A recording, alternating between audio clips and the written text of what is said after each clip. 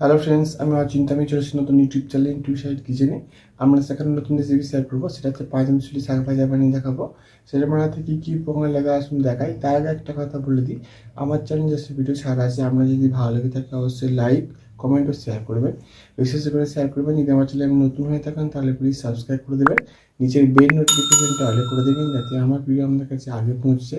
হ্যাঁ, চলুন পাঁচমিশালি শাক ভাগ ভাজা রেসিপিটা বানাতে কী কী উপকরণ লাগে আসুন দেখাই।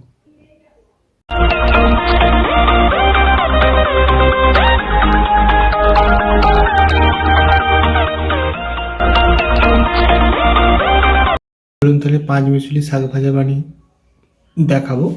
এখানে আমার পাঁচমিশালি শাক বলতে লাল শাক, আর কলমি শাক, বর্মা শাক, পালং শাক, মেথি শাক, একসাথে 5 রকমের শাক আমি ভালো করে কেটে নিয়েছি, কেটে ভালো করে ধুয়ে রেখেছি। তার জন্য রেসিপিটা শুরু করি। গ্যাসটা জ্বালিয়ে কড়াটা বসিয়ে দিয়েছি, তেল দিয়ে দেবো। তেলটা গরম হয়েছে, এর মধ্যে কাঁচা লঙ্কা, পেঁয়াজ আর রসুন কুচিটাকে দিয়ে দেবো। ভালো করে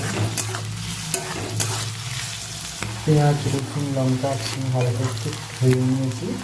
এবার আমি শাকগুলো দিয়ে দেবো। শাকগুলো দিয়ে দিয়েছি আর ভাত একটু কমিয়ে নেবো।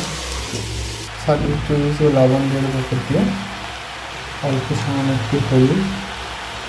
এবার আমি চাপা দিয়ে ভাতটি কমিয়ে নেবো শাকটা। দেখুন শাকটা কতটা কমে গেছে। এটা জল, শাক থেকে আমার জলও বেরিয়েছে, এটা আমি নিয়ে নিলে শাক জলটা নিয়ে নেবো, শাকটা ভালো করে ভেজে নেবো। এখন আমার পাঁচমিশালি শাক ভাজা রেসিপিটা হয়ে গেছে। শাকটা একবার ভাজা হয়ে গেছে, এটা আমি নামিয়ে নেবো। দেখুন আমার পাঁচমিশালি শাক ভাজা রেসিপিটা হয়ে গেছে। এই রেসিপিটা যদি আপনাদের ভালো লেগে থাকে অবশ্যই লাইক, কমেন্ট ও শেয়ার করবেন। বেশি বেশি করে শেয়ার করবেন, আর প্লিজ সাবস্ক্রাইব করে আমাদের পাশে থাকবেন। চলুন তাহলে দেখাচ্ছি নেক্সট ভিডিওতে। এইরকম নিত্য নতুন ভিডিও পাওয়ার জন্য আমাদের চ্যানেলটাকে অবশ্যই সাবস্ক্রাইব করে আমাদের পাশে থাকবেন। চলুন তাহলে দেখাচ্ছি নেক্সট ভিডিওতে। আর আপনারা এইভাবে একবার পাঁচমিশালি শাক বাড়িতে বানিয়ে দেখবেন, আশা করি ভালো লাগবে। তো চলুন দেখাচ্ছি নেক্সট ভিডিওতে।